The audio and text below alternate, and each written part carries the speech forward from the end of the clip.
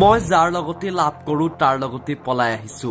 ঘৰৰ পৰা অন্য যুৱকৰ লগত বিয়া দিব বিচাৰিছিল মই অমান্তি হোৱা সত্ত্বেও ঘৰৰ পৰা বিয়া দিব বিচাৰিছিল সেই মই পলাই আহিছো আমার বেলেগখানে বিয়া ঠিক করছিল আমি না করছি তাও জোর জবরদস্তি করে দেন ধরছিল পরে আমি যার লগে লাভ করতাম আমার বেঙ্গল থাকতো আর ফোন করে আমি আনছি আনার পর আমি পলাই পড়ছি ওদালগুৰি জিলাৰ ৰাধিপুখুৰী এলেকাৰ এগৰাকী যুৱতী বৰ্তমান ছচিয়েল মিডিয়াত ভাইৰেল হৈ পৰিছে প্ৰেমিকৰ লগত বিয়া দি অন্য যুৱকৰ লগত বিয়া দিবলৈ যুঁজা কৰাত যুৱতীৰ পলায়ন তাই প্ৰেম কৰে এজনৰ লগত পিতৃয়ে বিয়া দিব বিচাৰিছিল আন এজনৰ লগত অৱশেষত প্ৰেমিকৰ সৈতে পলায়ন কৰে প্ৰেমিকা ৰূপী ছাত্ৰী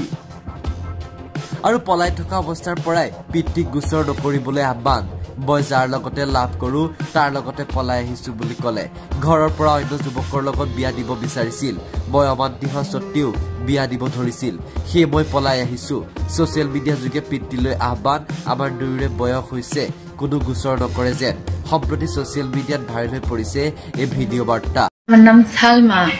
আমি থাকি রানীপুকুরি আমার আব্বার নাম মোস্তফা কামাল আমি খারবাড়ি কলেজ পড়ি আমার বেলেগখানে বিয়ে ঠিক করছিল আমি না করছি তাও জোর জবরদস্তি করে দেন ধরছিল পরে আমি যার লগে লাভ করতাম আমার বেঙ্গল থাকতো আর ফোন করে আমি আনছি আনার পর আমি পলাই পড়ছি অনগাঙ্গ বাড়ির থেকে যেন কোনো কেস মামলা না করে আঙ্গর আইন মতে 2 জনের বয়স ঠিকই আছে